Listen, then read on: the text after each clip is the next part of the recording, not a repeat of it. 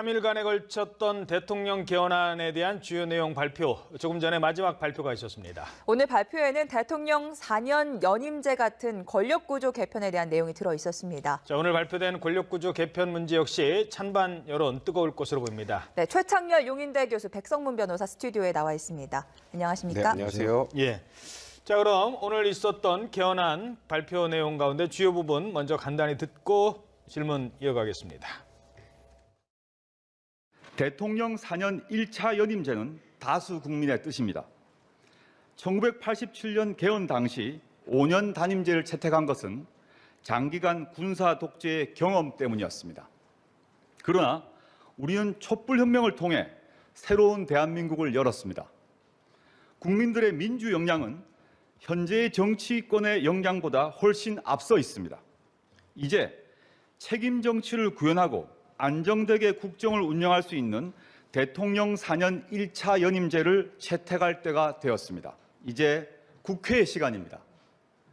주권자인 국민의 뜻에 따라, 국회의 권한에 따라 대통령이 제안한 헌법 개정안을 충분히 토론하고 검토하여 주십시오. 네, 가장 중요한 부분, 바로 대통령의 4년 연임제, 네. 이 부분인데요. 뭐 간단하게 먼저 설명을 좀 해주십시오. 사실 이번 개헌의 핵심이라고 할 수 있는 게 이제 권력 구조를 어떻게 가져갈 것인가인데요. 일단은 지금까지는 우리나라가 5년 단임제를 채택하고 있지 않습니까? 네. 5년 단임제는 이제 과거에 보면 독재 정권 체제하에서는 대통령이 자꾸 본인의 임기를 연장하고 영구히하려고 하다 보니까 이렇게 딱 한 번으로 막자라고 해서 이제 5년 단임제가 된 건데, 이제는 4년 동안 대통령이 한 번 대통령 일을 하고 국민으로부터 한 번 다시 심판받을 기회를 얻는 게 오히려 책임 전체에 부합할 것이다. 그리고 이게 여론 결과로도 높다는 취지인데, 그러니까 쉽게 말하면 연임은 뭐냐면요. 이제 지금 현재 대통령이 있으면 대통령이 4년을 하고 그다음에 다시 한 번 대통령 선거 나올 수 있습니다. 3번 더 하면 총 8년을 할 수 있는데, 예. 두 번째 이제 다시 나왔는데 떨어졌어요. 예. 떨어졌는데 그럼 그 다음에 한 번 더 나올 수 있느냐? 그 다음은 안 됩니다. 연속해서만 할 수 있는 거고. 그게 중임제와의 차이고요. 네, 중임제와 연임제의 차이점입니다. 근데 네. 지금 현재까지 국민 여론조사상으로는 이제 4년 중임제가 좀 높다. 뭐 그런 의견이 어느 정도 좀 반영된 게 아닌가 싶습니다. 예. 아무래도 대통령제에 대한 국민들의 이렇게 여론조사 결과도 높고, 그러니까 우리가 지금 뭐 의원 내각제가 아니다는 부분을 여러 차례 강조를 했어요. 그거는 야당의 뭐 책임 총리 또는 뭐 총리 추천, 총리 선출, 이거를 염두에 둔 발언이라고 봐야 되겠죠. 그렇죠. 지금 의원 집정부제, 그리고 의원 내각제, 그리고 대통령제, 이게 이제 가장 대표적인 정부 형태의 종류들인데, 그렇죠. 아무튼 지금 여론조사상으로는 지금 청와대의 얘기처럼 의원 내각제나 의원 집정부제에 대한 선언은 대단히 낮은 건 사실이에요. 어쨌든 대통령제에 대한 전통적인 선언을 그대로 반영한 것으로 하고 보는데, 4년 연임이 일단 이런 점에서는 의미가 있어요. 제왕적 대통령제이기 때문에 권력을 분산해야 된다, 이런 얘기는 뭐 기본적으로 이렇게 하는 얘기인데, 또 하나가 레임덕의 문제도 계속 제기돼 왔어요. 사실 최근에 그렇죠. 레임덕 얘기는 별로 언론에 안 나오던데요. 네. 5년 단임을 하다 보니까 취임하자마자 바로 레임덕이다, 이런 말이 나오고, 극단적으로 말해서 한 2년만 있으면 바로 레임덕이다, 이런 얘기가 나오다 보니까 대통령이 5년 동안 안정되게 국정을 운영할 수 있는 장점은 있으나 기본적으로 단임제이기 때문에 레임덕이라는 이런 문제가 제기돼 왔던 게 사실이에요. 그래서 연임제라는 측면에서는 레임덕을 방지한다는 의미에서 의미가 있어요. 근데 또 이런 얘기도 합니다. 또 연임제도 마찬가지다. 그럼 재선되는 순간 레임덕이다, 이런 말도 나오긴 나와요. 근데 어쨌든 간에 5년 단임이 뭔가 불편하다라는 그 공감대 분명히 있어요. 이제 핵심은 현재의 대통령제에서 대통령에게 권력이 너무 많이 집중돼 있어서 여러 가지 얘기가 지금 있는 거잖아요. 지금 뭐 전직 대통령들 얘기, 수사 계속 얘기 나오는 것이고, 뭔가 이 부분을 보완하자, 즉 대통령의 권한을 분산시키자라는 건데, 그 분산이라는 게 이제 이원 집정부제 얘기가 나오는 건데, 그 분산이 지금 야당과 여당의 생각이 전혀 달라요. 지금 그걸 이제 어떻게 조율하느냐가 관건인 것 같습니다. 그래서 그 분산, 그러니까 이른바 제왕적 대통령제를 바꾸자라고 하는 게, 지금 야당에서는 총리의 권한을 강화시키자. 그러니까 총리를 대통령이 뭐 임명을 하고 국회가 동의를 하는 수동적인 게 아니라 적극적으로 우리가 추천을 하거나 또는 우리가 선출을 하게 하자. 지금 이런 얘기를 하고 있어요. 거기에 대해서 오늘 대통령의 권한을 좀 낮추는, 총리의 권한을 높이는 방안도 청와대가 몇 가지 조항을 넣었어요. 뭐 국가 원수이라는 단어도 뺀다고 하고, 국무총리도 대통령의 명을 받아 이것도 뺀다고 한다고요. 그러니까 일단 사실상 뭐 책임 총리제를 구현하겠다라는 건데 일단 야당 입장에서 보면 그거는 말장난에 불과하다는 거죠. 결국은 대통령과 코드가 맞는 총리가 같이 끌고 나가면 그거는 뭐 대통령의 권한을 낮추는 게 아니다는 취지인데 이제 지금 청와대 입장을 생각해 보면 또 여기도 충분히 일리가 있습니다. 이 의미가 국회에서 추천을 했어요. 근데 국회에서 이제 당적이 다른 사람을 추천했다고 가정을 해보죠. 그럼 정부 안에 두 당이 움직여야 되면 사사건건 이제 모든 게 충돌이 돼서 제대로 된 국정 운영이 어렵다는 거죠. 대통령제를 채택하는 이상은 총리에게 최대한 권한을 부여할 수 있지만 아예 색깔이 다른 총리를 국회가 추천하는 사람을 받는 거는 현실적으로 국정 운영에 한계가 있다는 겁니다. 그리고 지금 말씀하셨던 것처럼 어쨌건 지금도 총리를 추천하면 국회에서 동의를 해야 총리직을 할 수 있다는 건 1차적인 견제 장치가 있는 상황인데 추가로 이상적일지 모르겠지만 그런 형태로 국회가 추천하기 시작하면 이 대통령제라는 것 체제 자체가 유지되기가 곤란한 측면이 있다. 그래서 그 부분은 좀 거의 명확하게 거부사를 밝히는 것 같습니다. 그것 갖고 되느냐, 그것 갖고 안 되느냐. 이제 그 얘기인 것 같아요. 글쎄요, 저 국회 추천이란 말과 국회 선출이란 말이 있는데 지금 이제 국회 추천을 하겠다라는 거잖아요, 야당에서는. 근데 저는 국회 추천이라는 게 대단히 애매해요. 국회 추천이라는 것이 그러면 그 국무총리의 정통성을 의미하는 것이냐의 문제가 제기될 수 있어요. 지금 현재 국무총리도 국회 동의를 받아서 대통령이 임명하는 거라서 네. 국회 동의가 있잖아요. 네. 나름 이제 그 정당성을 확보하고 있는 건데 인사청문회 같은 과정 청문회도 하고 그러는데 네. 그것은 어쨌든 대통령이 임명하는 거란 말이죠. 그렇기 때문에 지금 총리제가 사실상 유명무실한 게 아니냐 이런 이제 얘기들이 있어서 그래서 오늘 이제 발표해서 대통령이 명을 받아라는 헌법 조항에서 그걸 뺐어요. 네. 저는 근데 저 얘기는 대통령이 명을 받아를 뺀다 해가지고 총리의 권한이 이렇게 강화될 것 같지는 않아요. 임명권자가 대통령인데 그래서 어쨌든 국회가 추천해서 대통령의 권한을 분산시켜서 야당의 주장처럼 민생과 경제는 총리가 맡고 외교, 국방, 안보 등 이른바 외치는 대통령이 만다. 이게 이원집정 문제가 발생이잖아요. 근데 이게 대단히 어려워요. 왜 어렵냐면은 어떤 사안을 가지고 이게 외치냐 내치냐를 구분하기가 일단 어렵다는 것이고 아까 이제 백 변호사 말씀처럼 기본적으로 정파나 이념이 다른 총리와 대통령은 대단히 힘들어요. 프랑스에서 이른바 동고정부 때 그런 문제가 많이 발생했기 때문에 전 세계적으로 이원집정부제를 실시한다는 많지 않아요. 네. 내각제 아니면 대통령제인데 우리나라 지금 대통령제는 순수한 대통령제가 아닌 거예요. 내각제에 유리한 걸 갖다 놔서 대통령의 권한을 강화시킨 이런 측면이고 제가 하나만 예를 들면은 예. 국무위원과 국회의원이 겸임하잖아요. 이건 예. 헌법 개정을 하지 않고 국회법만 개정하면 지금 겸임을 안 하게 할 수 있어요. 단지 지금 헌법에는 국회의원은 법률 정한직을 겸할 수 없다라고만 되어 있는데 국회법에서 이제 그걸 가능하게 만들어 놓은 거라서 이런 것들도 여당의 의원을 장관으로 임명해 놓으니까 국회가 현실적으로 행정부를 견제하는 이런 대통령제의 취지가 대단히 왜곡되고 있는 거예요. 하다못해 그런 것도 고치면요. 대통령의 권한을 많이 분산할 수 있는데 그런 논의 별로 없는 것 같아서 아쉽다는 거예요. 대통령제를 택한 나라들은 부통령을 총리 부통령이 대신에 있죠. 쓰기도 하고요. 그 국무총리 저는 사실 우리나라의 국무총리 저는 좀 폐지해야 된다고 생각합니다. 별로 할 일이 별로 없어요. 할 일이 네. 없다는 말은 좀 지나친 말이고 사실상 대통령에 의해서 움직이기 때문에 네. 차라리 의원 내각제로 가든가 그래서 미국처럼 부통령제로 가든가 그래서 대통령제냐 의원 내각제에서 선택을 해야 되는 것이지 야당의 주장처럼 애매하게 이원집정부제는요. 그건 사실 쉽지 않아요. 네, 이런 권력 구조 개편이 누구부터 적용이 되느냐 이 부분도 굉장히 중요한 문제인데 조국 민정수석이 오늘 발표할 때 문재인 대통령은 적용되지 않는다는 점을 분명히 하고 단호하게 말씀드린다라고 얘기를 했어요. 헌법에 이렇게 이미 강조한 걸까요? 규정이 돼 있는데 그걸 그렇죠. 오해하시는 분들이 굉장히 많더라고요. 아 이렇게 바꾸면은 다음에 문재인 대통령 한번 더 해먹으려고 그러구나. 뭐 이렇게 생각하시는 분들인데 그건 절대 아닙니다. 그러니까 그 의미는 현행 대통령에게는 적용되지 않고 다음 대통령부터 적용되는 내용이기 때문에 이렇게 뭐 예를 들어서 4년 중임제로 바꾼다고 해서 문재인 대통령 5년 임기가 4년으로 바뀌고 한 번 더 하고 이런 개념이 아니고 문재인 대통령 5년 단임제로 끝이 나는 거고요. 이제 이 다음에 대통령이 되는 사람부터 이게 적용이 된다는 의미니까 이게 조국 수석도 강조를 하는 게 저는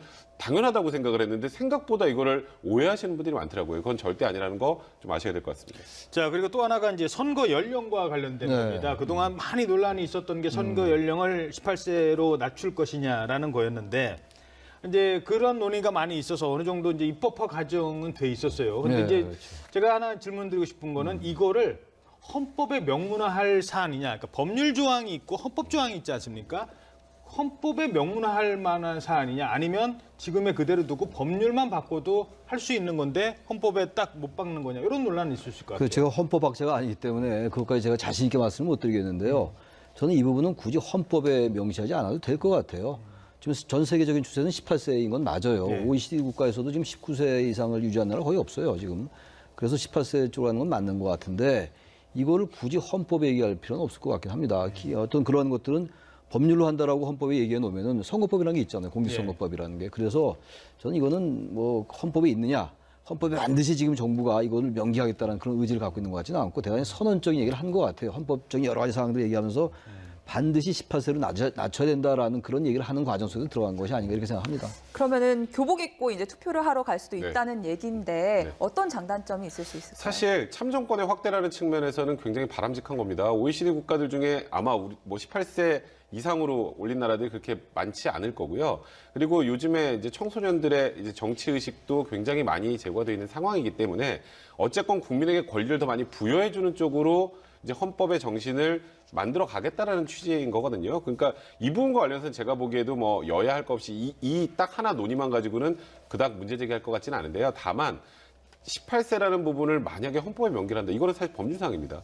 뭐 제가 이거는 단어에서 말씀드리는데 헌법상이라 법률사항인데 그만큼 선거 연령을 낮추겠다라는 의지를 헌법에 부여하겠다라는 그러니까 말씀하셨던 것처럼 다소 좀 선언적 의미의 그런 조항이 만약에 들어간다면 조항이라고 보시면 될 것 같습니다.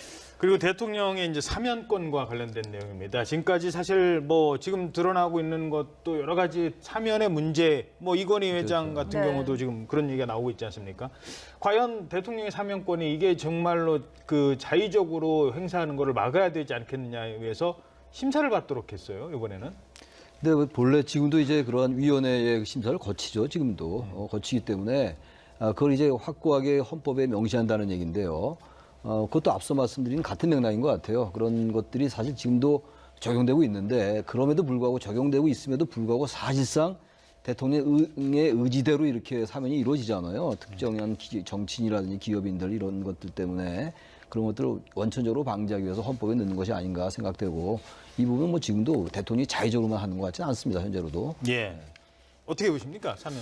사실 지금 말씀하셨던 것처럼 지금 현재도 이제 특별사면권 행사 관련해서 계속 이거는 대통령이 너무 마음대로 그냥 아무나 사면을 해주는 건 아니냐, 대통령의 권한으로 너무 많은 권한을 보여준 게 아니냐라 그래서 계속 이 사면권을 제한하려는 움직임들은 있어요. 그러니까 지금 사면심사위원회에서 심사도 하고 그래서 대상자를 선정하는데 현실적으로 보면 결국은 대통령의 의중이 반영될 수밖에 없는 구조가 아니냐라는 거기 논의에서 출발이 된 것 같고요. 그래서 지금 이걸 만약에 헌법에 집어넣는다면 특별사면권을 자의적으로 행사할 경우에 대통령에게 뭔가 가는 페널티까지 법률에 집어넣을 수 있는 그런 부분들은 있기 때문에 다소 지금 현재 상황보다는 진전된 것이긴 하지만 그래도 결국은 이렇게 만든다고 하더라도 대통령의 특별사면권 행사를 현실적으로 그러면 제한할 수 있느냐에 대해서는 좀 논의가 표면이 좀 달라요.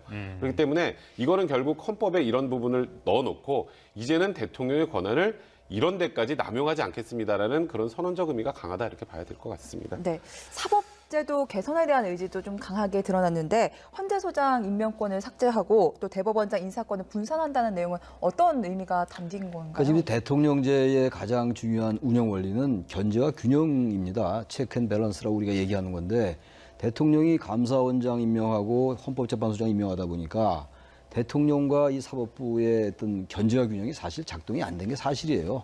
그런 점에서 이런 것들은 굉장히 중요한 입법부, 대통령의 사법부, 그럼요. 행정부가 이제 입법, 사법, 행정부가 철저히 견제와 균형을 해야 되는 것이고 그게 말하자면 정치학적으로 본다면 하나의 수평적 책임이거든요. 근데 우리나라에서는 대통령이 상당히 우월적 지위를 가졌던 건 사실입니다. 그런 점을 이제 완화시키고 개선시킨다는 면에서 굉장히 의미가 있죠. 그래서 감사원장도 대통령이 모두 임명했던 것을 일부는 국회가 선출할 수 있게 하는 이런 것들은 의미가 있는 건데 아무튼 그럼에도 불구하고 야당이 이제 어떤 반응을 보일지 모르겠습니다만 썩 야당이 이렇게 찬성할 것 같지 않아요. 이왕 하려면 전부 이제 완전하게 대통령이 놔라 이렇게 주장할 수 있을 것 같은데 아무튼 오늘 발표 중에는 대통령의 그런 권한을 놓겠다. 인사에 관련된 거, 사법부에 관련된 거 이런 것들이라서 의미가 상당히 크다. 이렇게 그리고 보여져요. 지금 말씀하셨던 것처럼 이제 대통령과 이제 사법부와의 견제와 균형이 적절하게 유지될 수 있도록 대통령의 권한을 좀 내려놓는 측면도 있지만 또 하나 사법부에서 대법원장의 권한을 낮추는 것도 있습니다. 사실 그렇죠. 대법원장이 대법관을 임명 제청하면 국회 동의받아서 임명했잖아요. 예. 네. 이제 그러다 보니까 대법원장한테 잘 보이지 않으면 그렇죠. 거기까지 올라가기 힘든 구조인 거고요. 일반 법관 같은 경우에도 그 어쨌건 지금 임기제가 있는데 10년 임기제가 있는 것도 이제 폐지해서 완전하게 독립적인 권한을 주고 인사와 관련해서 그러니까 대법원장의 입김을 행사할 수 있는 걸 최소화하겠다는 거예요. 그래야 대법관 회의를 거치도록 그러니까 이제 했죠. 대법관 회의를 거치는 거니까요. 그러니까 확실히 대법원장의 힘이 조금 빠지는 거죠. 그런 면에서는 개개의 판사의 사법권의 독립에는 충분히 좀 기여할 수 있는 그런 측면은 분명히 있다 봐야 될 것 같습니다. 이런 것도 하나 있는 것 같아요. 그 말씀 들으니까 생각나는 게 제왕적 사법부란 말도 많이 있어요, 사실. 우리나라는 전부 이제 제왕적 대통령제라고 해서 이제 모든 쪽에 초점이 맞춰져 있는데 그쪽으로 사법부가 사실 견제받지 않는 권력이라는 면이 있어요. 우린 주로 검찰 경우만 많이 얘기하는데 예. 사법부를 견제할 수 있는 아무런 세력이 없습니다. 그래서 차제에 그런 점도 좀 우리가 유의 있게 볼 필요가 있다라는 생각도 좀 듭니다. 예, 알겠습니다. 자, 그리고 이 부분은 어떻게 해석하는지 좀 질문을 드려야 될 것 같은데요. 그 선거구제와 관련된 네네. 여러 가지 얘기가 나왔었는데 일단 하나 이번에 빠진 것부터 하나 먼저 짚어볼까요? 그 결선 투표 얘기가 야당에서 막 요구가 있었고 이번에 포함될 수도 있다. 그러니까 대통령 선거 같은 거 할 때 뭐 과반수 이상 투표를 못 얻으면 뭐 1위, 2위가 다시 한번. 투표한다. 근데 그런 내용은 이제 논의 과정은 있었지만 빠진 것 같아요. 그 결선 투표를 하게 되면 뭐 투표를 한번 더 해야 되는 그런 뭐 비용의 문제나 여러 가지들을 고려한 것 같은데 예. 저는 그 부분은 만약에 이게 국회로 공이 넘어가서 협상을 한다면 협상의 대상이 될 수 있는 부분이라는 생각은 분명히 듭니다. 예. 어쨌건 뭐 지금 여러 명의 후보가 나오면 50% 미만의 득표를 해서 대통령이 돼서 대통령이 전권을 가지고 나라를 끌고 나가는 거에 대해서 좀 뭐 정당성이나 정통성이 좀 부족하다는 얘기들은 분명히 있기 때문에 확실하게 과반수 이상의 국민의 지지를 얻은 대통령을 대통령으로 선출을 하기 위해서는 결선 투표제 도입도 필요하다는 의견들이 굉장히 많기 때문에 이거는 지금 오늘 사실 지금까지 나온 내용들이요. 예. 조문을 우리가 본 건 아닙니다. 예. 지금 그냥 이렇게 바뀝니다. 그리고 오늘 오후 그렇죠. 4시 설명을 정도에 들어보고. 이제 조문이 전체적으로 네. 공개가 된다고 하는데 그 조문 전체로 공개된 다음에 어떤 부분이 빠지고 어떤 부분이 들어갔는지를 좀 확인하는 게 좀 더 필요하지 않을까. 물론 이제 지금 여기서 발언에서 빠졌다고 해도 그렇게 들어갈 있죠. 수는 있는 네. 거죠. 네. 그리고 하나 이거는 좀 이제 정무적인 해석이 좀 필요할 것 같은데요. 국회의석이 투표자의 의사에 비례하여 배분되어야 된다. 그러니까 이 얘기를 하면서 무슨 얘기를 했냐면요. 20대 총선 때 민주당, 새누리당 합산 득표율은 65%인데 두 당의 의석은 80%가 넘었다. 그러니까 이 비례대표 문제도 관련이 돼 있는 것 같고요. 이제 그런 부분들을 아예 명시를 한다는 겁니다. 국회의석은 투표자의 의사에 비례하여 배분되어야 한다. 이게 왜 제가 말씀을 드리냐면 헌법에 그렇게 딱 정해놓으면 그걸 가지고 그걸 근거로 법을 만들고 그렇지 않은 법을 만들면 헌재로 가면은 이길 수 있는 승소할 수 있는 가능성이 높아지기 때문에 아무리 선언적이라지만 이 조항이 있고 없고가 달라지거든요. 이게 이제 사실 그 부분도 공직선거법으로 미룰 수가 있죠. 선거법에서 그런 것들을 규정하면 되는데 그 얘기는 지금 연동형 비례대표제 이런 것들과 맞물리는 얘기들이에요. 예. 그러니까 지금 이제 우리나라의 선거제도가 1인 한 명을 뽑는 소선거구제 플러스 단순 다수제예요. 예. 그러니까 한 표라도 많이 얻는 후보가 되니까 죽은 표, 사표가 굉장히 많이 나온단 말이죠. 예. 그러다 보니까 표의 등가성의 문제가 생기는 것이고 유권자의 표심이 상당히 왜곡된 면이 있는 거예요. 아주 극단적으로 얘기하면 표차는 10표 차이밖에 안 나는데 전체 의석에서 다 지는 수가 있어요. 다 모든 그렇죠. 지역에서 예. 한 명만 뽑으니까 예. 한 표 차로 계속 이겼다. 그럼 그 정당이 다 됐는 이제 예. 극단적인 예입니다만 그런 면에서 국민들의 유권자의 정치적 의사가 골고루 비례적으로 반영되는 건 굉장히 중요합니다. 이건 보수 진보의 문제도 아니고 이념의 문제도 아닌데 그런 부분들을 강력하게 의식해서 지금 헌법에 넣은 거예요. 그래서 저는 점도 이제 그만큼 중요하다는 것을 선언적으로 얘기하는 거라서 지금 우리나라의 선거제도는 선거제도가 바뀌지 않으면 아무리 권력 구조를 바꾸고 정부 형태를 바뀐다 해도 정치 발전이 안 된다라는 그런 명제들은 많이 있는 거거든요. 그래서 저는 그런 의미에서 헌법에 명기하려 하는 것이 아닌가 이런 생각이 좀 듭니다. 네, 그러면서 이런 거에 온전하게 반영될 수 있도록 선거법을 개정해 주실 것을 희망합니다.까지 해봐 얘기를. 저는 그 내용은 사실 야당에게 약간 러브콜을 보내는 그런 내용들이 아닌가 싶어요. 뭐 저번 총선 생각해 보면 지금 현재 자유한국당 뭐 그 전실은 뭐 새누리당이었지만 자유한국당과 지금 민주당이 전체로 가졌던 이제 국민들의 그 표 퍼센트하고 의석수하고 차이가 많이 납니다. 이 둘이 네. 훨씬 많이 가졌어요. 네. 왜냐하면 지금 현재 뭐 국민의당이나 지금 다당제 같은 경우에는 이게 정확히 이제 비례대로 되지 않으면 정말 한 의석도 얻지 못하는 그런 당도 생길 수 있지 않겠습니까?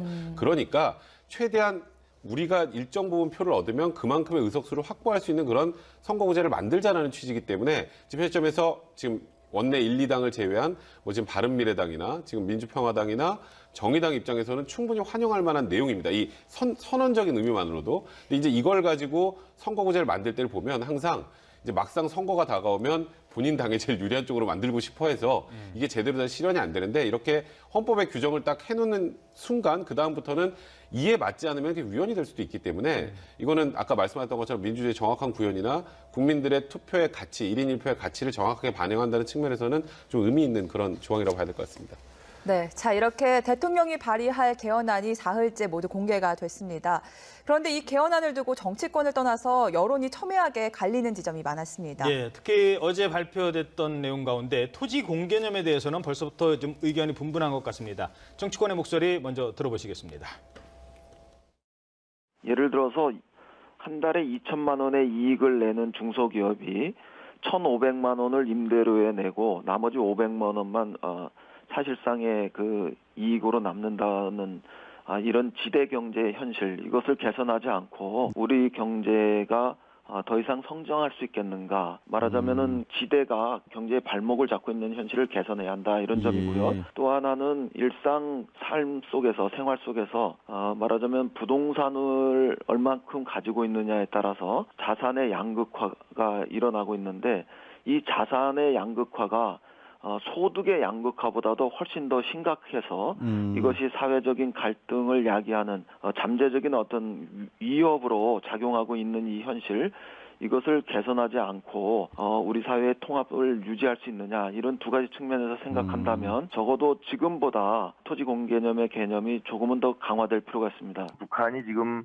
똑같은 대한민국에서 같은 말을 쓰고 똑같은 민족인데 거기는 지금 2,000불도 안 되는 그런 상황이고 우리는 3만 불이 된 차이가 바로 그런 시장 경제와 민주주의냐 아니면 사회주의냐에서 찾아볼 수밖에 없는 거죠.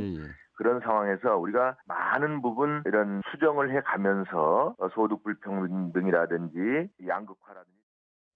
네, 안상수 의원은 이제 화면에 나온 건 창원시장의 모습이었고요. 안상수 의원의 목소리와 잠시 방송 진행에 차질이 있었습니다. 네, 시청자 여러분께 사과드리겠습니다. 예. 네. 자, 그 토지 공개념과 관련된 질문을 좀 더 드려야 될 것 같죠? 네. 네. 지금 얘기를 들어보니까 민주당 쪽에서는 땅값이 더 양극화를 부풀리고 있다라는 입장이고 또 제3권을 침해할 수 있다는 게 또 한국당의 입장인데 여기에서 논란이 좀 분분할 것 같아요. 양면성이 있는 거고 이런 부분들이야말로 이제 첨예하게 쟁점이 갈릴 수밖에 없어요. 자산의 양극화가 사실 우리나라 빈부격차의 가장 중요한 원인인 거 맞아요. 부동산 문제 이런 것들. 그런데 문제는 이제 이 토지 공개념을 과연 이제 보수 진영이나 야당이 이것을 어떻게 받아들일까의 문제. 다른 권력구조 분산과는 전혀 차원을 달리한 문제이기 때문에 이건 대단히 예민한 문제거든요. 그러니까 이 부분은 이제 토지 공개념이라는 개념은 노태우 정권 때 1988년도 그러니까 87년도 9차 개헌이 돼가지고 처음 대통령 직선제에 의해서 민주화가 된 첫 대통령이 노태우 대통령인데 그때 노태우 정부 때 이 토지 공개념이 도입됐었어요. 그래서 다들 아시겠습니다만 지금 택지 소유 상한제는 이제 위헌 판결 받았고 토지 초과 이득세 이건 헌법 불합치 그리고 개발 이익 환수 이거는 상당히 문제가 지적되고 있고 이런 상황이에요 현실적으로. 아이러니는 그때 김대중 총재의 야당은 반대해서 그 당시도 그랬어요. 그러니까 야당과 여당의 그런 차이인 것 같긴 한데 이 토지 공개념은 사실 이 토지에 대한 문제이기 때문에 다른 사유재산과 좀 다르게 볼 수 있어요. 근데 제가 이 자리에서 그걸 제 개인적인 의견 얘기할 수 없는 것이고 공적인 부분과 사적인 문제의 문제고 또 하나 사적 재산을 얼마나 국가가 인정하냐의 문제와 연결될 수 있는 문제이기 때문에 굉장히 예민한데 단지 이런 말씀 좀 드리고 싶어요. 어떤 사적 소유를 부인한다라고 비판할 수 있겠으나 모든 것을 부인하는 게 전혀 아니거든요. 일정 부분 이상은 안 된다라고 얘기하는 것이고 그다음에 토지로 인해서 얻는 지나친 이득 이런 것들을 이제 어느 정도 국가 환수한다는 얘기니까 다시 말하면 공공재라는 게 있는 거 아니겠어요? 토지는 사실은 태어날 때부터 있는 게 아니고 기존에 존재했던 것이기 때문에 거기서 얻는 많은 이익은 상당히 공적인 개념이 포함된다라고 할 수 있는 거거든요. 단지 여기에 대해서 또 비판적으로 본다면 지금 헌법에도 이러한 것들을 제한할 수 있는 규정은 있어요.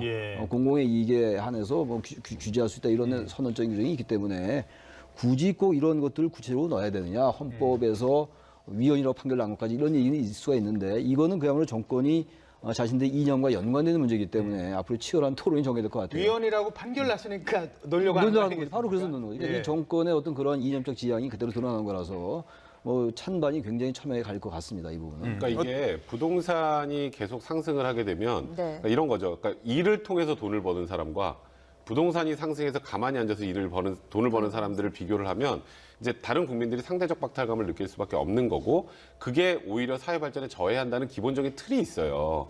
근데 그래서 어떻게든 맨날 우리 정권 바뀔 때마다 하는 게 뭐 집값 잡겠다, 뭐 잡겠다, 땅값 잡겠다 맨날 그 얘기를 하는 건데 그게 이제 현실적으로 어렵다라고 지금 이번 정부는 판단하고 있는 것 같아요. 다만 저는 좀 걱정이 되는 건 말씀하셨던 것처럼 이미 지금 헌법에서도 재산권은 공공복리를 위해서 제한이 가능해요.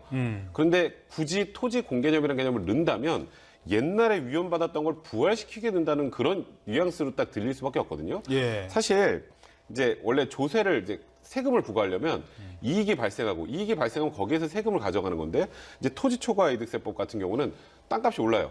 근데 그 땅값이 오르는 게 구체적인 수치가 명확하진 않거든요. 예. 땅값이 오르면 그냥 내가 갖고 있는 땅값이 오른 거의 일부분을 가져가겠다는 거거든요.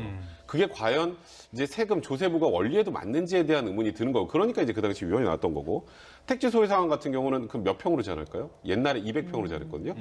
200평 넘으면 넘는 거에 다 세금 내야 됐었어요. 그러니까 이제 그거는 너무 지나치게 제한한 데서 200평이 너무 좁다라 그래서 그때 위헌이 나왔던 거거든요.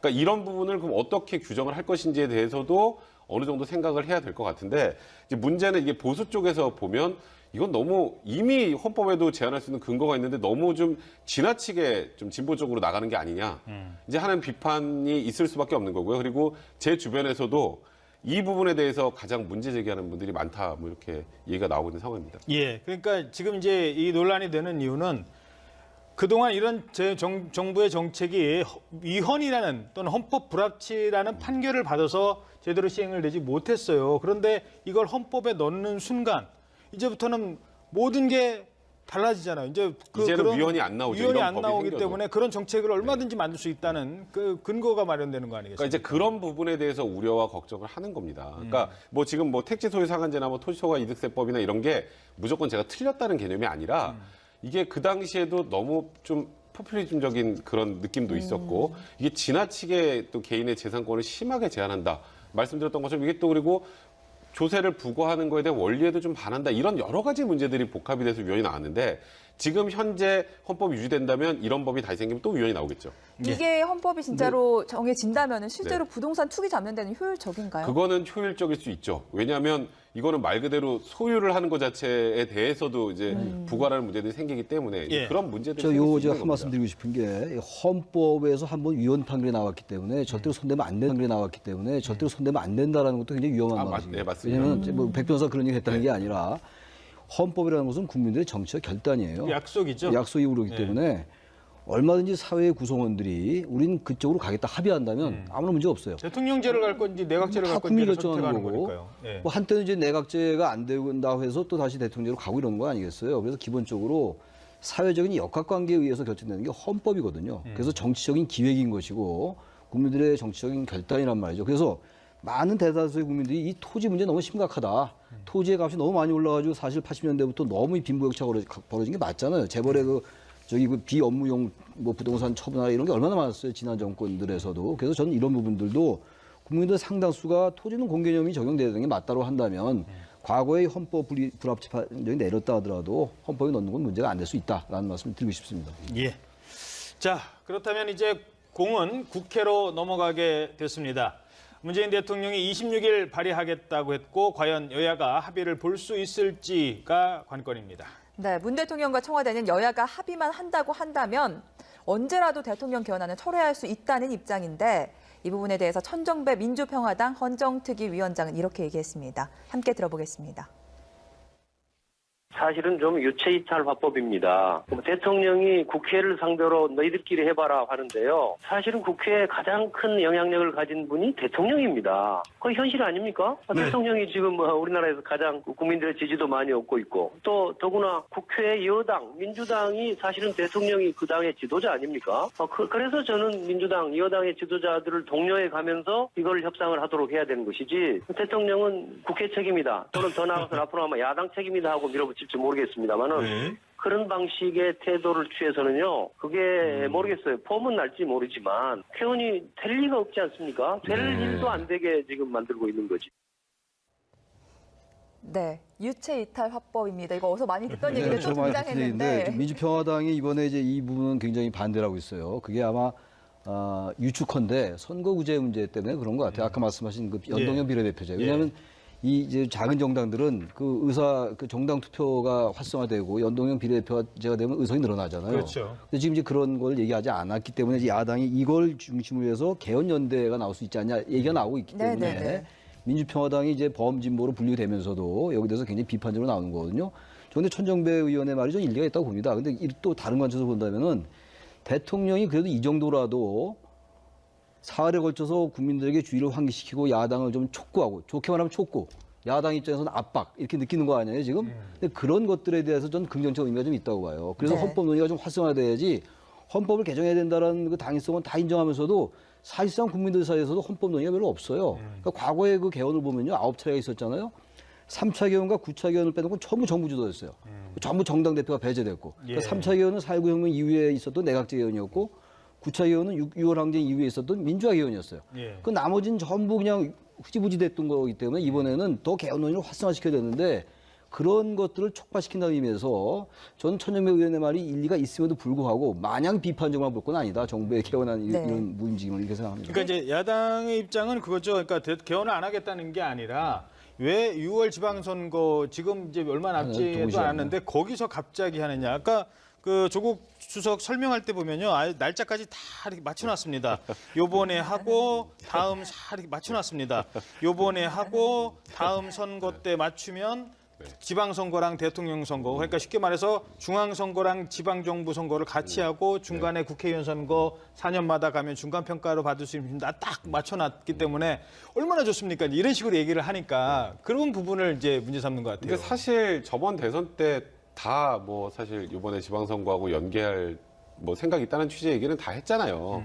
이제 저는 그렇기 때문에 지금 물론 정부가 이렇게 그냥 우리가 달리니까 너네가 따라와라는 취지로 가는 거는 저도 옳지 않다고 생각합니다만 제가 안타까운 게 뭐냐면 정부에서 어쨌건 지금 3일 동안 우리가 개헌안 이렇게 마련했습니다. 국민한테 통보하고 다 알려주고 있는 상황이지 않습니까? 그러면 국회에서 각 당마다 지금 현재 나온 개헌안의 문제가 뭐고 이런 부분을 배제하고 이런 식으로 간다면 협의하겠다 쪽으로 나와야 되는데 저는 국회에서 뭘 하고 있는지 솔직히 잘 모르겠어요. 그렇죠. 국회에서 무슨 안을 내고 있는지 잘 모르겠어요. 게다가 역대 정권은 예를 들어서 박근혜 전 대통령은 개헌 얘기할 때요.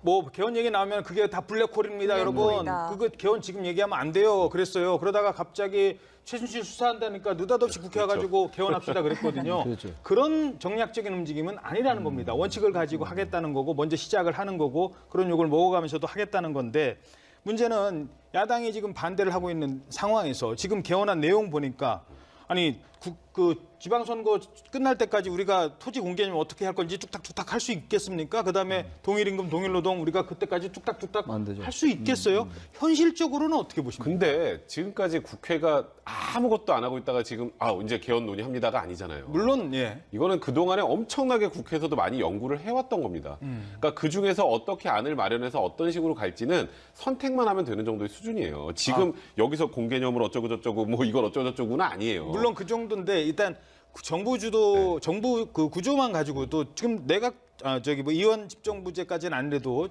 책임 총리냐 아니면 대통령 중심제냐를 가지고도 지금 여야가 근데 이제 저는 걱정되는 건 각 당마다 생각이 다 다르죠.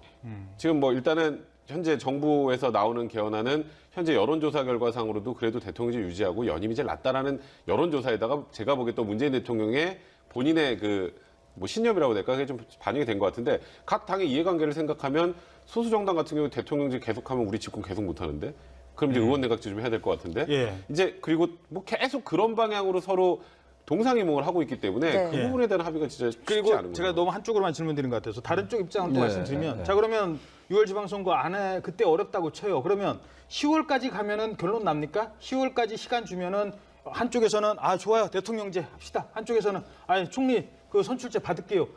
지금 이 논의 내용 자체가 정당의 어떤 생사 여타를 쥐고 있는 논의 내용인데 10월 가면은 합의 다 될까요? 제가 볼 때는 되기 확률이 거의 없다고 보여요. 한 80% 이상 없을 예. 것 같은데 왜냐면요.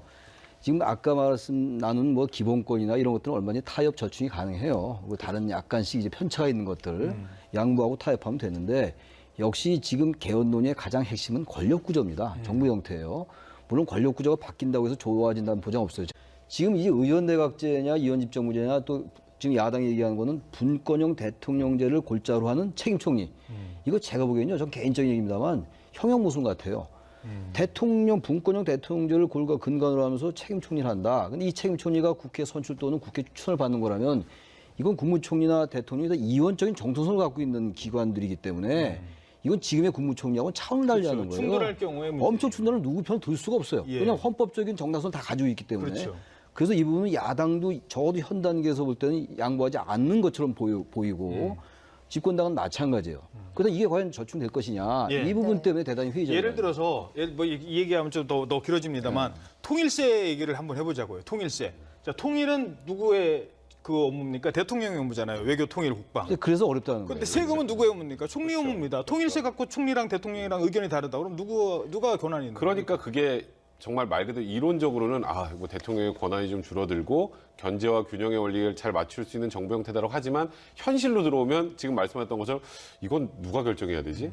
그리고 충돌할 수밖에 없는 구조고요. 예. 그리고 이게 아무리 내치와 외치를 분리한다고 하더라도 이게 예를 들어서 이념을 달리하는 두 명이 한 정부 안에 들어 있으면 그러면 이제 뭔가 모든 정책을 할 때마다 부딪힐 수밖에 없고 예. 그런 현실적인 문제들도 좀 야당도 좀 고려를 할 필요가 있지 않을까 네, 생각됩니다. 야사당의 기본적인 반대 이유는 일단 주체인 것 같습니다. 네. 대통령 주도의 개헌이 아니라 국회 주도의 개헌이 돼야 된다는 건데 그럼에도 불구하고 이번 대통령 발의 개헌안이 국회를 표결에 붙여질 가능성, 통과될 가능성은 뭐 어떻게 별로 없다고 보시는지. 봐야죠. 일단 야당은 분명한 입장을 보이고 있는 거기 때문에 그리고 어쨌든 국회 제적 3분의 2의 찬성이 필요하기 때문에 이것이 그대로 붙여진다면 야당은 설령 뭐 그러지도 않겠습니다만 네. 정부 여당의 그런 개헌안에 상당 부분 동의한다 하더라도 절차적 측면에서 반대할 가능성이 높다고 생각합니다. 예, 알겠습니다.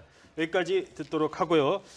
이제 이명박 전 대통령 오늘 뭐 운명의 날을 맞게 되는데요. 그 시행을 내지 못했어요. 그런데 이걸 헌법에 넣는 순간 이제부터는 모든 게 달라지잖아요. 이제는 이제는 위헌이 안 나오죠. 위헌이 이런 안 법이 나오기 생겨도. 때문에 그런 정책을 얼마든지 만들 수 있다는 그 근거가 마련되는 거 아니겠습니까? 그러니까 이제 그런 부분에 대해서 우려와 걱정을 하는 겁니다. 그러니까 뭐 지금 뭐 택지 소유 상한제나 뭐 토지소가 이득세법이나 이런 게 무조건 제가 틀렸다는 개념이 아니라 이게 그 당시에도 너무 좀 포퓰리즘적인 그런 느낌도 있었고 이게 지나치게 또 개인의 재산권을 심하게 제한한다. 말씀드렸던 것처럼 이게 또 그리고 조세를 부과하는 거에 대한 원리에도 좀 반한다. 이런 여러 가지 문제들이 복합이 돼서 위헌이 나왔는데 지금 현재 헌법이 유지된다면 이런 법이 다시 생기면 또 위헌이 나오겠죠.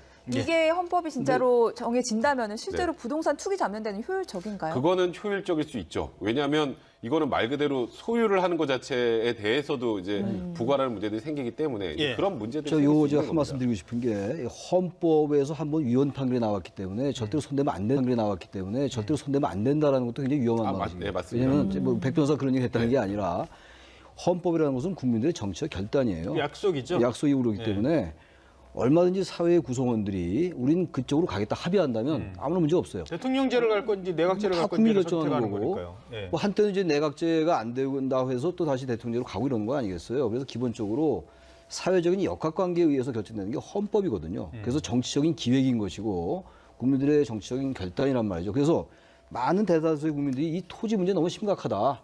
토지의 값이 너무 많이 올라가지고 사실 80년대부터 너무 이 빈부격차가 벌어진 게 맞잖아요. 재벌의 그 비업무용 뭐 부동산 처분하라 이런 게 얼마나 많았어요. 지난 정권들에서도. 그래서 저는 이런 부분들도 국민들 상당수가 토지는 공개념이 적용돼야 되는 게 맞다고 한다면 과거의 헌법 불합치 판정이 내렸다 하더라도 헌법에 넣는 건 문제가 안 될 수 있다라는 말씀을 드리고 싶습니다. 예. 자, 그렇다면 이제 공은 국회로 넘어가게 됐습니다. 문재인 대통령이 26일 발의하겠다고 했고 과연 여야가 합의를 볼 수 있을지가 관건입니다. 네, 문 대통령과 청와대는 여야가 합의만 한다고 한다면 언제라도 대통령 개헌안을 철회할 수 있다는 입장인데 이 부분에 대해서 천정배 민주평화당 헌정특위위원장은 이렇게 얘기했습니다. 함께 들어보겠습니다. 사실은 좀 유체이탈 화법입니다. 대통령이 국회를 상대로 너희들끼리 해봐라 하는데요. 사실은 국회에 가장 큰 영향력을 가진 분이 대통령입니다. 그게 현실 아닙니까? 네. 대통령이 지금 우리나라에서 가장 국민들의 지지도 많이 얻고 있고 또 더구나 국회 여당, 민주당이 사실은 대통령이 그 당의 지도자 아닙니까? 그래서 저는 민주당, 여당의 지도자들을 독려해 가면서 이걸 협상을 하도록 해야 되는 것이지 대통령은 국회 책임이다. 또는 더 나아가서 앞으로 아마 야당 책임이다 하고 밀어붙일지 모르겠습니다만은 그런 방식의 태도를 취해서는요. 그게 모르겠어요. 폼은 날지 모르지만 개헌이 될 리가 없지 않습니까? 될 일도 안 되게 지금 만들고 있는 거지. 네, 유체 이탈 화법입니다. 이거 어서 많이 듣던 얘기가 또 저도 많이 듣던 얘기인데 등장했는데 민주평화당이 이번에 이제 이 부분은 굉장히 반대를 하고 있어요. 그게 아마 유축헌데 선거구제 문제 때문에 그런 것 같아요. 아까 말씀하신 그 연동형 비례대표제. 왜냐하면 이 이제 작은 정당들은 그 정당 투표가 활성화되고 연동형 비례대표제가 되면 의석이 늘어나잖아요. 그렇죠. 근데 지금 이제 그런 걸 얘기하지 않았기 때문에 이제 야당이 이걸 중심으로 해서 개헌연대가 나올 수 있지 않냐 얘기가 나오고 있기 때문에 네네네. 민주평화당이 이제 범진보로 분류되면서도 여기 대해서 굉장히 비판적으로 나오는 거거든요.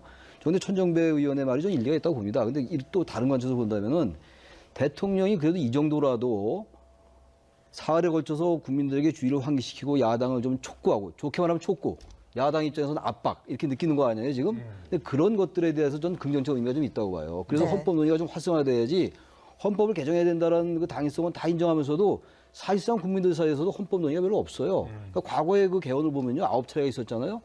3차 개헌과 9차 개헌을 빼놓고 전부 정부 주도였어요. 전부 정당 대표가 배제됐고. 그러니까 3차 개헌은 4.19 혁명 이후에 있었던 내각제 개헌이었고 9차 개헌은 6.25 항쟁 이후에 있었던 민주화 개헌이었어요. 예. 그 나머지는 전부 그냥 흐지부지 됐던 거기 때문에 이번에는 더 개헌 논의를 활성화시켜야 되는데 그런 것들을 촉발시킨다는 의미에서 저는 천정배 의원의 말이 일리가 있음에도 불구하고 마냥 비판적으로만 볼 건 아니다. 정부의 개헌한 네. 이런 움직임을 이렇게 생각합니다. 그러니까 이제 야당의 입장은 그거죠. 그러니까 개헌을 안 하겠다는 게 아니라 왜 6월 지방선거 지금 이제 얼마 남지도 동시에 않았는데 거기서 갑자기 하느냐. 아까 그 조국 수석 설명할 때 보면요, 아예 날짜까지 다 이렇게 맞춰놨습니다. 요번에 하고 다음 이렇게 맞춰놨습니다. 요번에 하고 다음 선거 때 맞추면 지방선거랑 대통령 선거, 그러니까 쉽게 말해서 중앙선거랑 지방정부 선거를 같이 하고 중간에 국회의원 선거 4년마다 가면 중간평가로 받을 수 있습니다. 딱 맞춰놨기 때문에 얼마나 좋습니까? 이런 식으로 얘기를 하니까 그런 부분을 이제 문제 삼는 것 같아요. 근데 사실 저번 대선 때 다 뭐 사실 이번에 지방선거하고 연계할 뭐 생각이 있다는 취지의 얘기는 다 했잖아요. 이제 저는 그렇기 때문에 지금 물론 정부가 이렇게 그냥 우리가 달리니까 너네가 따라와라는 취지로 가는 거는 저도 옳지 않다고 생각합니다만 제가 안타까운 게 뭐냐면 정부에서 어쨌건 지금 3일 동안 우리가 개헌안 이렇게 마련했습니다. 국민한테 통보하고 다 알려주고 있는 상황이지 않습니까? 그러면 국회에서 각 당마다 지금 현재 나오는 개헌안의 문제가 뭐고 이런 부분을 배제하고 이런 식으로 간다면 협의하겠다 쪽으로 나와야 되는데 저는 국회에서 뭘 하고 있는지 솔직히 잘 모르겠어요. 그렇죠. 국회에서 무슨 안을 내고 있는지 잘 모르겠어요. 게다가 역대 정권은 예를 들어서 박근혜 전 대통령은 개헌 얘기할 때요. 뭐 개헌 얘기 나오면 그게 다 블랙홀입니다, 여러분. 블랙홀이다. 그거 개헌 지금 얘기하면 안 돼요. 그랬어요. 그러다가 갑자기 최순실 수사한다니까 느닷없이 국회 와가지고 개헌합시다 그랬거든요. 그렇죠. 그런 정략적인 움직임은 아니라는 겁니다. 원칙을 가지고 하겠다는 거고 먼저 시작을 하는 거고 그런 욕을 먹어가면서도 하겠다는 건데 문제는 야당이 지금 반대를 하고 있는 상황에서 지금 개헌한 내용 보니까 아니 그 지방선거 끝날 때까지 우리가 토지 공개념 어떻게 할 건지 뚝딱뚝딱 할 수 있겠습니까? 그다음에 동일임금 동일노동 우리가 그때까지 뚝딱뚝딱 안 되죠. 할 수 있겠어요? 현실적으로는 어떻게 보십니까? 근데 지금까지 국회가 아무것도 안 하고 있다가 지금 이제 개헌 논의합니다가 아니잖아요. 물론 예. 이거는 그동안에 엄청나게 국회에서도 많이 연구를 해왔던 겁니다. 그러니까 그중에서 어떻게 안을 마련 저 얘기는 대통령이 명을바다를 뺀다 해가지고 총리의 권한이 이렇게 강화될 것 같지는 않아요. 임명권자가 대통령인데 그래서 어쨌든 국회가 추천해서 대통령의 권한을 분산시켜서 야당의 주장처럼 민생과 경제는 총리가 맡고 외교, 국방, 안보 등 이른바 외치는 대통령이 만다. 이게 이원집적 문제가 발생이잖아요. 근데 이게 대단히 어려워요. 왜 어렵냐면은 어떤 사안을 가지고 이게 외치냐 내치냐를 구분하기가 일단 어렵다는 것이고 아까 이제 백 변호사 말씀처럼 기본적으로 정파나 이념이 다른 총리와 대통령은 대단히 힘들어요. 프랑스에서 이른바 동고정부 때 그런 문제가 많이 발생했기 때문에 전 세계적으로 이원집정무제를 실시한다는 많지 않아요. 네. 내각제 아니면 대통령제인데 우리나라 지금 대통령제는 순수한 대통령제가 아닌 거예요. 내각제에 유리한 걸 갖다 놔서 대통령의 권한을 강화시킨 이런 측면이고 제가 하나만 예를 들면은 예. 국무위원과 국회의원이 겸임하잖아요. 이건 예. 헌법 개정을 하지 않고 국회법만 개정하면 지금 겸임을 안 하게 할 수 있어요. 단지 지금 헌법에는 국회의원은 법률 정한직을 겸할 수 없다라고 하면 되는데 국회법에서 이제 그걸 가능하게 만들어 놓은 거라서 이런 것들도 여당의 의원을 장관으로 임명해 놓으니까 국회가 현실적으로 행정부를 견제하는 이런 대통령제의 취지가 대단히 왜곡되고 있는 거예요. 하다못해 그런 것도 고치면요. 대통령의 권한을 많이 분산할 수 있는데 그런 논의 별로 없는 것 같아서 아쉽다는 거예요. 대통령제를 택한 나라들은 부통령을 총리 부통령이지 대신에 있죠. 쓰기도 하고요. 그 국무총리 저는 사실 우리나라의 국무총리 저는 좀 폐지해야 된다고 생각합니다. 별로 할 일이 별로 없어요. 할 일이 네. 없다는 말은 좀 지나친 말이고 사실상 대통령에 의해서 움직이기 때문에 네. 차라리 의원 내각제로 가든가 그래서 미국처럼 부통령제로 가든가 그래서 대통령제냐 의원 내각제에서 선택을 해야 되는 것이지 야당의 주장처럼 애매하게 이원집정무제는요. 그건 사실 쉽지 않아요. 네, 이런 권력 구조 개편이 누구부터 적용이 되느냐 이 부분도 굉장히 중요한 문제인데 조국 민정수석이 오늘 발표할 때 문재인 대통령은 적용되지 않는다는 점을 분명히 하고 단호하게 말씀드린다라고 얘기를 했어요. 헌법에 이렇게 이미 강조한 규정이 돼 있는데 그걸 그렇죠. 오해하시는 분들이 굉장히 많더라고요. 아 이렇게 바꾸면 다음에 문재인 대통령이 한번 더 해먹으려고 그러는구나. 뭐 이렇게 생각하시는 분들인데 그건 절대 아닙니다. 그러니까 그 의미는 현행 대통령에게는 적용되지 않고 다음 대통령부터 적용되는 내용이기 때문에 이렇게 뭐 예를 들어서 4년 중임제로 바꾼다고 해서 문재인 대통령 5년 임기가 4년으로 바뀌고 한 번 더 하고 이런 개념이 아니고 문재인 대통령 5년 단임제로 끝이 나는 거고요. 이제 이 다음에 대통령이 되는 사람부터 이게 적용이 된다는 의미니까 이게 조국 수석도 강조를 하는 게 저는 당연하다고 생각을 했는데 생각보다 이거를 오해하시는 분들이 많더라고요. 그건 절대 아니라는 거 좀 아셔야 될 것 같습니다. 자, 그리고 또 하나가 이제 선거 연령과 관련된 네. 겁니다. 그동안 많이 논란이 있었던 게 선거 연령을 18세로 낮출 것이냐라는 거였는데 이제 그런 논의가 많이 있어서 어느 정도 이제 입법화 과정은 돼 있었어요. 근데 네, 이제 그렇죠.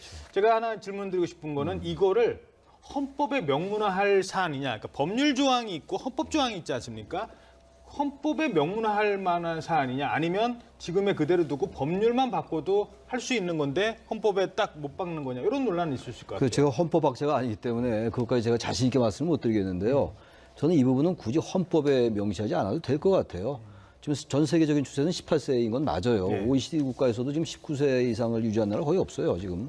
그래서 18세 쪽으로 하는 건 맞는 것 같은데 이거를 굳이 헌법에 얘기할 필요는 없을 것 같긴 합니다. 어떤 그런 것들은 법률로 한다라고 헌법에 얘기해 놓으면은 선거법이라는 게 있잖아요. 공직선거법이라는 게. 그래서 저는 이거는 뭐 헌법에 있느냐, 헌법에 반드시 지금 정부가 이거를 명기하겠다는 그런 의지를 갖고 있는 것 같지는 않고 대단히 선언적인 얘기를 한 것 같아요. 헌법적인 여러 가지 사항들을 얘기하면서 반드시 18세로 낮춰야 된다라는 그런 얘기를 하는 과정 속에 들어간 것이 아닌가 이렇게 생각합니다. 그러면은 교복 입고 이제 투표를 하러 갈 수도 네. 있다는 얘기인데 네. 어떤 장단점이 있을 수 있을까요? 사실 참정권의 확대라는 측면에서는 굉장히 바람직한 겁니다. OECD 국가들 중에 아마 우리 뭐 18세 이상으로 올린 나라들이 그렇게 많지 않을 거고요.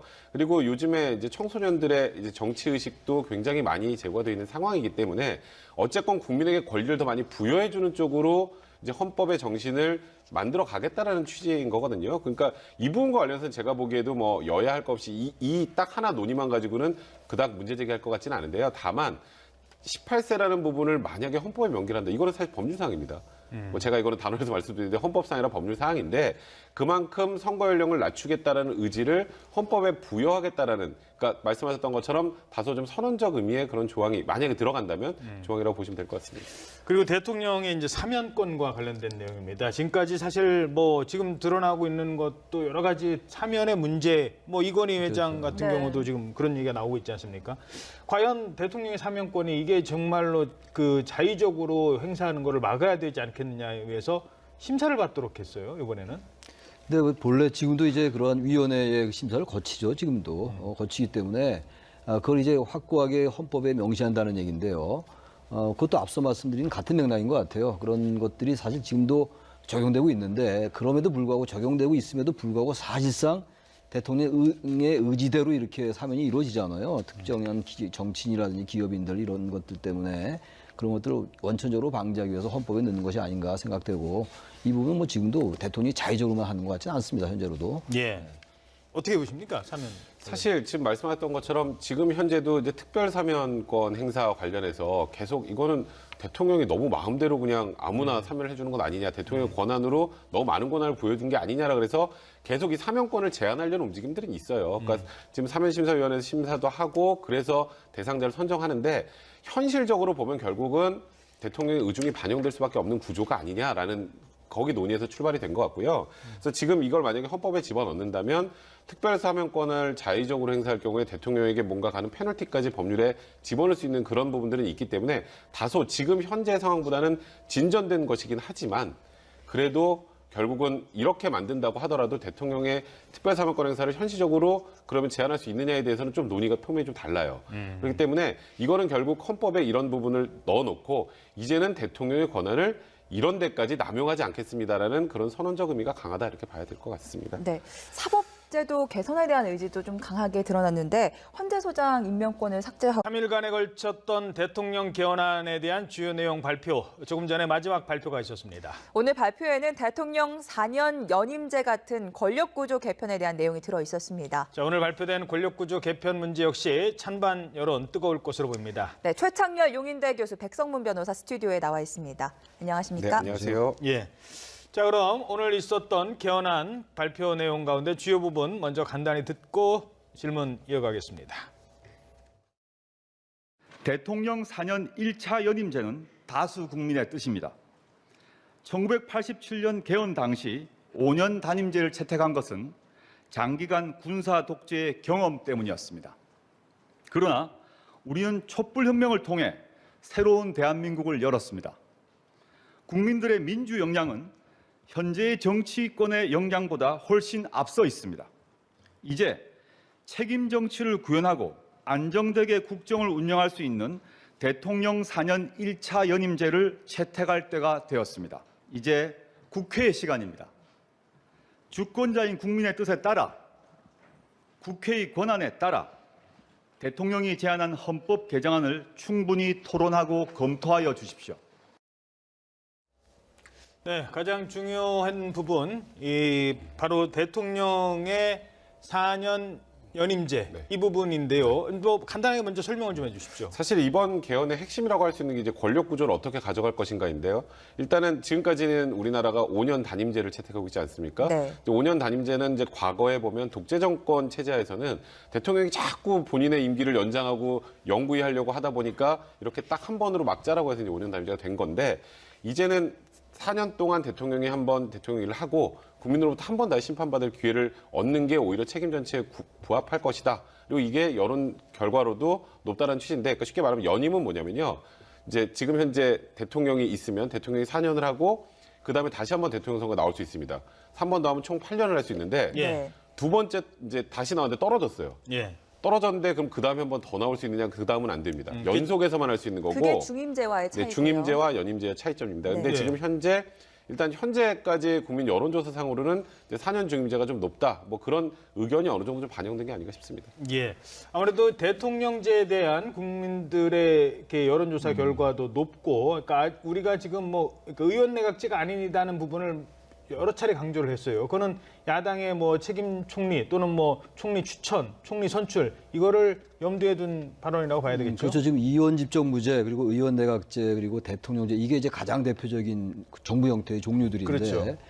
아무튼 지금 여론조사상으로는 지금 청와대의 얘기처럼 의원 내각제나 의원 집정부제에 대한 선언은 대단히 낮은 건 사실이에요. 어쨌든 대통령제에 대한 전통적인 선언을 그대로 반영한 것으로 하고 보는데, 4년 연임이 일단 이런 점에서는 의미가 있어요. 제왕적 대통령제이기 때문에 권력을 분산해야 된다. 이런 얘기는 뭐 기본적으로 이렇게 하는 얘기인데, 또 하나가 레임덕의 문제도 계속 제기돼 왔어요. 사실 최근에 그렇죠. 레임덕 얘기는 별로 언론에 안 나오던데요. 5년 단임을 하다 보니까 취임하자마자 바로 레임덕이다. 이런 말이 나오고 극단적으로 말해서 한 2년만 있으면 바로 레임덕이다. 이런 얘기가 나오다 보니까 대통령이 5년 동안 안정되게 국정을 운영할 수 있는 장점은 있으나 기본적으로 단임제이기 때문에 레임덕이라는 이런 문제가 제기돼 왔던 게 사실이에요. 그래서 연임제라는 측면에서는 레임덕을 방지한다는 의미에서 의미가 있어요. 근데 또 이런 얘기도 합니다. 또 연임제도 마찬가지다. 그럼 재선되는 순간 레임덕이다. 이런 말도 나오긴 나와요. 근데 어쨌든 간에 5년 단임이 뭔가 불편하다라는 그 공감대 분명히 있어요.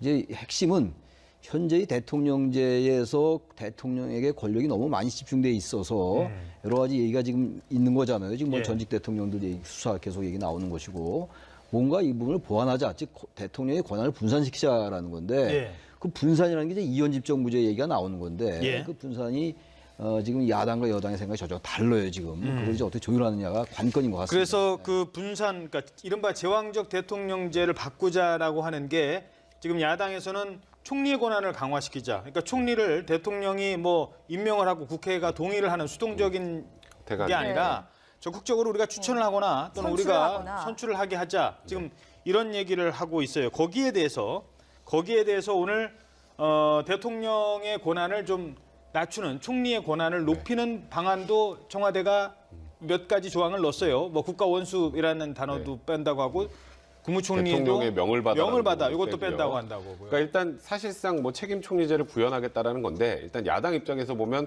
그거는 말장난에 불과하다는 거죠. 결국은 대통령과 코드가 맞는 총리가 같이 끌고 나가면 그거는 뭐 대통령의 권한을 낮추는 게 아니다는 취지인데 이제 지금 청와대 입장을 생각해 보면 또 여기도 충분히 일리가 있습니다. 이 의미가 국회에서 추천을 했어요. 이제 국회에서 이제 당적이 다른 사람을 추천했다고 가정을 해보죠. 그럼 정부 안에 두 당이 움직여야 되면 사사건건 이제 모든 게 충돌이 돼서 제대로 된 국정 운영이 어렵다는 거죠. 대통령제를 채택하는 이상은 총리에게 최대한 권한을 부여할 수 있지만 아예 색깔이 다른 총리를 국회가 추천하는 사람을 받는 거는 현실적으로 국정 운영에 한계가 있다는 겁니다.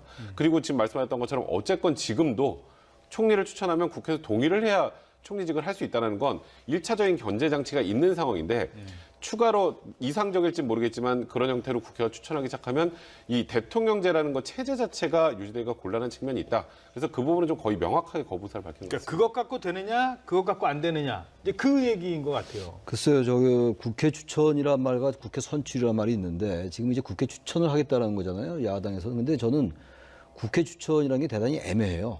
국회 추천이라는 것이 그러면 그 국무총리의 정통성을 의미하는 것이냐의 문제가 제기될 수 있어요. 지금 현재 국무총리도 국회 동의를 받아서 대통령이 임명하는 거라서 네. 국회 동의가 있잖아요. 네. 나름 이제 그 정당성을 확보하고 있는 건데 인사청문회 같은 과정을 청문회도 하고 그러는데 네. 그것은 어쨌든 대통령이 임명하는 거란 말이죠. 그렇기 때문에 지금 총리제가 사실상 유명무실한 게 아니냐 이런 이제 얘기들이 있어서 그래서 오늘 이제 발표해서 대통령의 명을 받아라는 헌법 조항에서 그걸 뺐어요. 네. 저는 근데 헌법의 규정을 딱 해놓는 순간 그 다음부터는 이에 맞지 않으면 그게 위헌이 될 수도 있기 때문에 이거는 아까 말씀하셨던 것처럼 민주주의의 정확한 구현이나 국민들의 투표의 가치, 1인 1표의 가치를 정확하게 반영한다는 측면에서는 좀 의미 있는 그런 조항이라고 봐야 될 것 같습니다.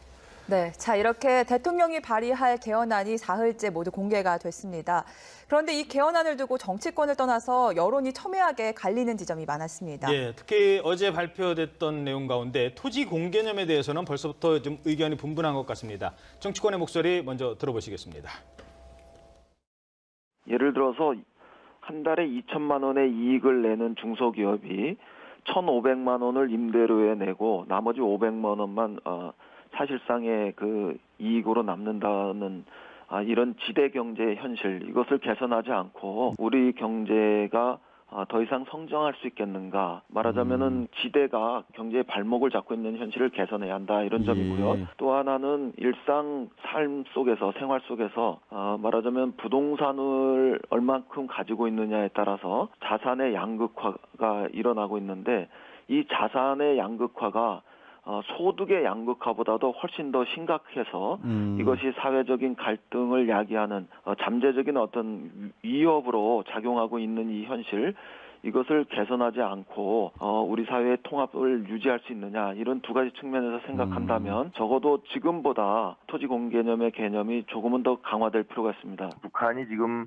똑같은 대한민국에서 같은 말을 쓰고 똑같은 민족인데 거기는 지금 2,000불도 안 되는 그런 상황이고 우리는 3만 불이 된 차이가 바로 그런 시장 경제와 민주주의냐 아니면 사회주의냐에서 찾아볼 수밖에 없는 거죠.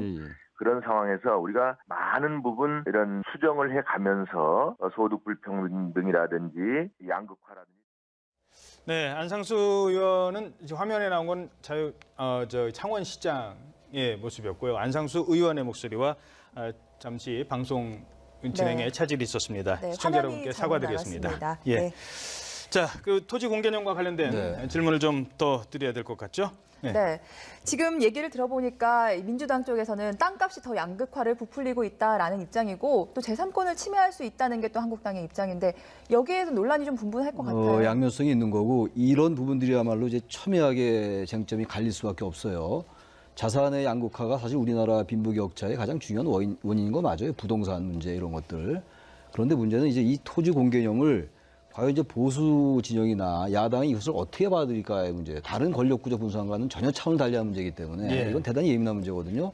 그러니까 이 부분은 이제 토지 공개념이라는 개념은 노태우 정권 때 1988년도 그러니까 87년도 9차 개헌이 돼가지고 처음 대통령 직선제에 의해서 민주화가 된 첫 대통령이 노태우 대통령인데 그때 노태우 정부 때 이 토지 공개념이 도입됐었어요. 그래서 다들 아시겠습니다만 지금 택지 소유 상한제는 이제 위헌 판결 받았고 토지 초과 이득세 이건 헌법 불합치 그리고 개발 이익 환수 이거는 상당히 문제가 지적되고 있고 이런 상황이에요 현실적으로. 아이러니는 그때 김대중 총재의 야당은 반대를 반대해서 그 당시도 그랬어요. 예. 그러니까 야당과 여당의 그런 차이인 것 같긴 한데 이 토지 공개념은 사실 이 토지에 대한 문제이기 때문에 다른 사유재산과 좀 다르게 볼 수 있어요. 근데 제가 뭐 이 자리에서 그걸 제 개인적인 의견 얘기할 수 없는 것이고 공적인 부분과 사적인 문제의 문제고 또 하나 사적 재산을 얼마나 국가가 인정하냐의 문제와 연결될 수 있는 문제이기 때문에 굉장히 예민한데 단 이런 말씀 좀 드리고 싶어요.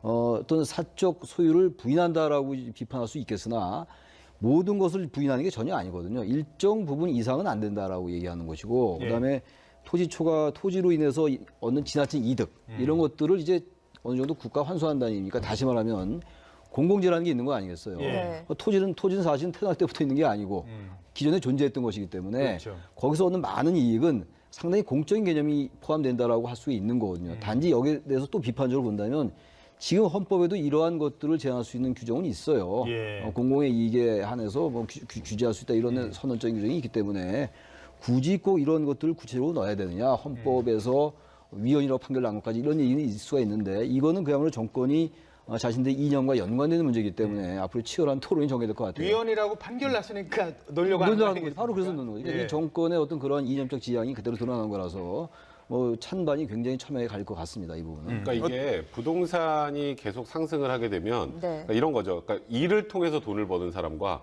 부동산이 상승해서 가만히 앉아서 돈을 버는 사람들을 비교를 하면 이제 다른 국민들이 상대적 박탈감을 느낄 수밖에 없는 거고 그게 오히려 사회 발전에 저해한다는 기본적인 틀이 있어요. 근데 그래서 어떻게든 맨날 우리 정권 바뀔 때마다 하는 게 뭐 집값 잡겠다, 뭐 잡겠다, 땅값 잡겠다 맨날 그 얘기를 하는 건데 그게 이제 현실적으로 어렵다라고 지금 이번 정부는 판단하고 있는 것 같아요. 다만 저는 좀 걱정이 되는 건 말씀하셨던 것처럼 이미 지금 헌법에서도 재산권은 공공복리를 위해서 제한이 가능해요.